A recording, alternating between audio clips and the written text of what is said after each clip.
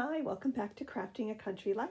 I have another project share for you today, and I wanted to start by showing you this project bag that I just finished up, and I'm going to take the items out of it for a moment. I'll share those with you too as well, but I wanted to show you the bag first. So this is a project bag that I put together on my sewing machine, and the top of it has some little pleats that are stitched down there, and it has sort of a pouchy bottom on it, and then the inside is fully lined as well, and then there's a pocket in the back side here. And my plans for this one, at least for now, are to keep my crewel embroidery kit in there, and this is what I have it stored in currently, and I'm going to share this with you in a moment. It's in progress. I'm not done yet, but this tucks in really quite nicely, so I just want to slide that right in there. And then I am enclosing a tube of hand cream. I like to put this on before I, do any knitting or other handcrafts to keep my hands soft. Since my hands are in clay a lot at work, I'm an art teacher, so, and especially this time of the year in the winter, my hands are definitely dried out and sore, and they have lots of scratchy areas on them. So keeping them moisturized is really, really important for me. So that goes into the bag. And then I also have this little pouch here that I keep some art supplies in. I'm going to share that with you in just a moment. So let's start with the Papercraft project that I am enclosing in the pocket inside this project bag. And I created this. It's a tiny little file folder style notebook. And on the front I've collaged and done some stitching and gluing, and I've included some old book pages on here and some die cut cardstock buttons, a little thread spool, and a die cut card, tag card, and then a tiny little vintage fashion sticker. And at the bottom is a little sentiment, a beautiful life. Okay, so front and back, and there's a little index tab on the side, and then inside I just used some graph paper so that I can draw images and take notes and put some ideas in here as I'm out and about. Okay, so that is my Papercraft project, and that slips right into the pocket, and I made it just so that it would fit. It's just about the right size to fit inside that little pocket. So we'll tuck that down in there. Okay, and then my crewel project, which is in progress. Here, let's make some room. I'm going to take this out. And incidentally, this plastic pouch I got on clearance, it might have been a year or two ago at Hobby Lobby in the sewing department. It's just a vinyl bag, but it's such a nice size, and you can fit some great things inside. It's not too big. Okay, so what I'm working on here is a crewel kit that I've had in my stash for, oh my gosh, I don't even know how long. At least 10 years. Finally getting around to working on this particular one.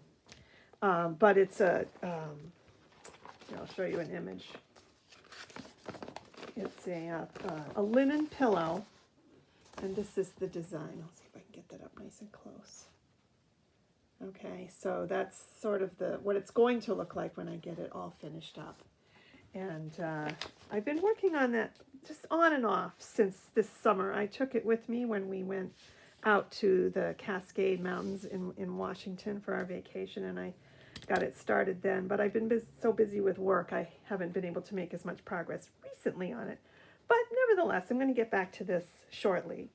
So that is what's inside my project bag, and then of course all of the supplies that go with it. The yarns are all in here, and then I've got a pair of scissors and some other notions that go along with the crewel project. So that gets tucked into the bag, and then I am going to share this with you because I like doing this, and it's part of my creative process. I like to keep this bag near my coat closet in a little cupboard. And if we go out, if we have a day out, or you know, if we go away overnight or something, I'll grab this and stick it into my backpack or, you know, into my travel bag. And inside I keep just some easy sketching items. I have a little tiny sketch pad in here, and this one's fairly new, so there are just some drawings and then some notes that I've kept, and just some doodling and ideas that I'm thinking I may do something with at some point. But you know, sometimes when you're in a motel or even at an Airbnb or wherever it is you're staying, and you know, you wake up in the morning and you're waiting for your family to get up or your partner, and you're having your tea or coffee, it's nice to have a little something to work on. So this pouch does it for me. I picked up a box of short Crayola colored pencils just because they're small and they're easy to fit into this tiny bag, easy to travel with. I have a pencil sharpener in there, a pen, an inexpensive set of watercolors. Okay, and these are the more opaque style of watercolors. So that's easy to tuck into the bag.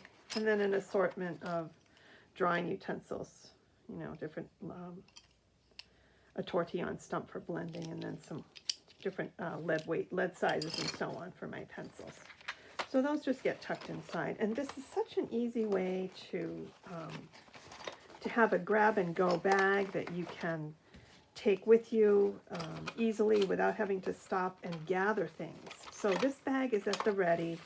I keep it, as I say, near my coat closet so that when I'm ready to go out somewhere, I can just grab it and tuck it into my travel gear. So yeah, nice and compact, and everything fits right inside.